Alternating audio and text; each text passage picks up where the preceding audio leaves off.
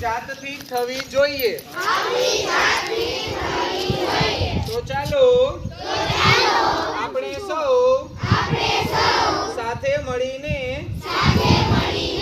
આપણા રાજ્યને ડ્રગ મુક્ત બનાવવાનો મક્કમ નિર્ણય લઈએ